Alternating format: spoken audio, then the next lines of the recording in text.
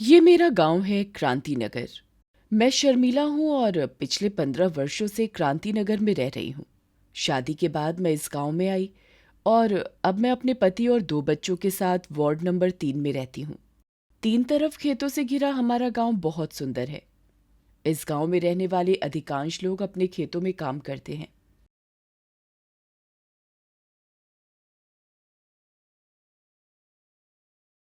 मैं एसएचजी की बैठक में भाग लेने जा रही हूँ। मेरे बेटे को बुखार है और उसकी देखभाल के कारण मुझे इस बैठक में जाने में देरी हो गई है। उम्मीद करती हूँ कि मैं इस बैठक में समय पर पहुंच जाऊंगी।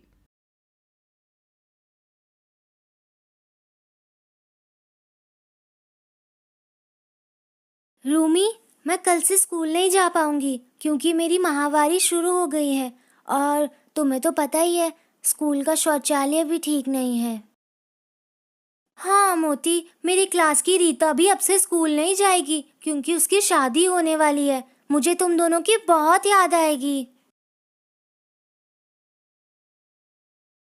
ऐसा लगता है कि यहाँ किसी को तुरंत अस्पताल ले जाने की बेहद ज़रूरत है।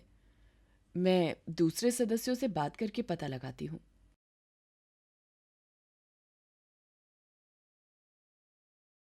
राम प्रसाद को जो तकलीफ हुई वैसी किसी को नहीं होनी चाहिए। वह बहुत ही बीमार था, पर महीनों से कोई डॉक्टर नहीं था और उसका इलाज नहीं हो पाया। आते हुए मैंने देखा कि उसको जिला अस्पताल ले जाने के लिए परिवार वालों को कोई गाड़ी तक नहीं मिल रही थी। उम्मीद करती हूँ कि वो समय पर अस्पताल पहुँच जाए। ये देखकर बहुत तकलीफ होती है कि हमारे गांव में कितनी समस्याएं हैं। और कौन सी समस्याएं शर्मिला? कई सारी समस्याएं हैं हमारे गांव में। लोग कहीं भी कचरा फेंक देते हैं क्योंकि गांव में कहीं कूड़ेदान नहीं है। मैंने कुछ लड़कियों को ये कहते हुए सुना है कि स्कूल में शौचालय की सुविधा नहीं होने की वजह से वे स्कूल आना बंद कर देंगी। परिवार के स्तर पर भी हमारे घरों में शौचालय नहीं है और सामुदायिक शौचालय भी टूटे पड़े हैं। हाँ, ये सही है। हमारे प्राथमिक स्वास्थ्य केंद्र में कोई अच्छा डॉक्टर या नर्स नहीं है। यहाँ तक कि मरीजों के लिए बिस्तर और दवाएं भी पर्याप्त नहीं है। हमारे मंदिरों और मस्जिदों में पानी की सुविधा नहीं है और इनके आसपास काफी गंदगी है। ये सब हम हर दिन देखते हैं, पर इन मुद्दों को लेकर हम कुछ नहीं करते। लेकिन रोशनी दीदी, इन मुद्दों को सुलझाने के लिए क्या किया जा सकता है? हमारे पंचायत में 2 अक्टूबर को ग्राम सभा होने वाली है। हमने जिन मुद्दों की पहचान की है, उसकी सूची बना सकते हैं और ग्राम सभा में हम दूसरे लोगों के साथ इस पर बातचीत कर सकते हैं। अगर हम मिलकर यह निर्णय लेते हैं और योजना बनाते हैं, तो ये मुद्दे सुलझाए जा सकते हैं। आगे बढ़ने से पहले आओ हम नीचे दिए बिंदुओं पर बातचीत कर लें। ग्राम सभा के आदरणीय अध्यक्ष, सचिव और सदस्यगण, हम अपने गांव के कुछ गंभीर मुद्दों पर बातचीत करना चाहेंगे। रजनी और शर्मिला ने इसके बाद उस सूची को पढ़कर सुनाया और बताया कि क्यों इनमें से प्रत्येक मुद्दे पर सबको ध्यान देने की जरूरत है। ग्राम सभा में मौजूद सभी लोग इससे सहमत दिखे। आपने जिन बातों का जिक्र किया है वे बिल्कुल सही हैं। समूह से जुड़ी महिलाएं हमारे साथ बैठकर समुदाय की जरूरतों के आधार पर एक मांग योजना बना सकती हैं। हाँ, आप उन लोगों की सूची तैयार कर सकती हैं जिनके पास शौचालय नहीं है और जिनको आजीविका के अवसरों की तलाश है। आप नई सड़कों और उपकेंद्रों और स्कूलों की मरम्मत की मांग भी इसमें शामिल कर सकती हैं। लेकिन बाल विवाह और स्कूल ड्रॉप आउट के मुद्दों का क्या करें? हम सामूहिक रूप से इन मुद्दों के कारण और उनको हल करने पर बातचीत कर सकते हैं। आप यह भी हमारे साथ साझा कर सकती हैं कि हम सभी से आपको किस तरह के सहयोग की अपेक्षा है। इसके लिए एक मांग योजना बनाएं और फिर हम अपनी अगली ग्राम सभा में इस पर चर्चा कर सकते हैं। आइए इस बात पर गौर करें कि अभी तक हमने क्या समझा है। ग्राम सभा के दौरान लिए गए निर्णयों के अनुसार सभी एसएचजी ने मांग योजना पर काम करना शुरू कर दिया। इस मांग योजना में समुदाय के सभी सदस्यों की हकदारी, आजीविका, संस्थान एवं संसाधन और सामाजिक मांगें शामिल हैं।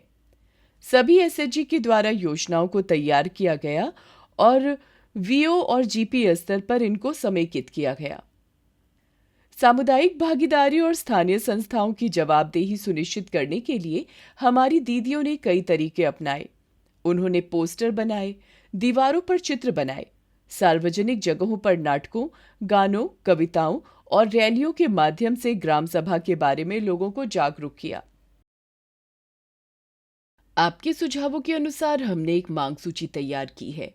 इसमें सभी एसएचजी को शामिल किया गया है ताकि गांव की विभिन्न समस्याओं का हल हो सके।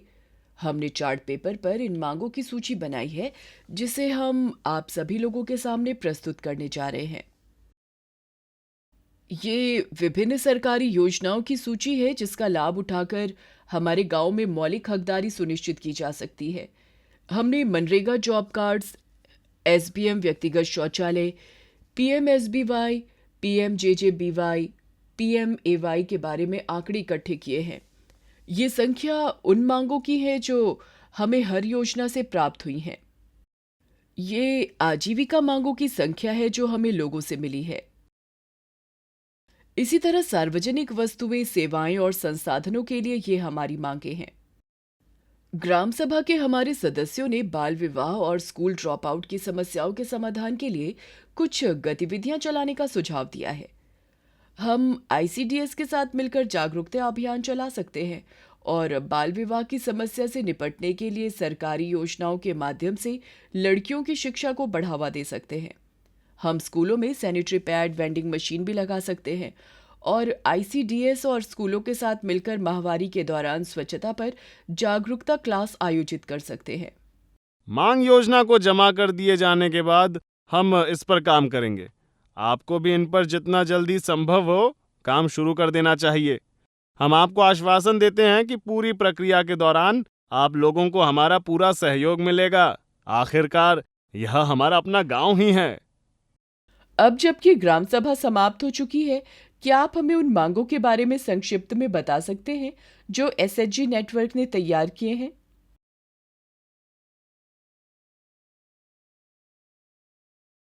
हमारी ग्राम सभा के आयोजन के 6 माह पूरे हो चुके हैं। आज हमारे क्रांति नगर गांव में 20 परिवारों को एमजीएनईजीएस का प्रयोग करते हुए शौचालय के निर्माण की अनुमति मिली है। एक स्वास्थ्य उपकेंद्र तक जाने के लिए सड़क, एक पुलिया और नाली का निर्माण कार्य भी चल रहा है। एसएचजी नेटवर्क के सदस्यों को खेती के उपकरणों और बीज की खरीद के लिए सब्सिडी भी मिली है। गांव के सभी स्कूलों में शौचालय की सुविधा का निर्माण हो चुका है और बाल विवाह, लड़कियों की पढ़ाई छोड़ देने और माहवारी के दौरान स्वच्छता जैसे मुद्दों पर बातचीत के लिए जागरूकता क्लास भी आयोजित किए जा चुके हैं।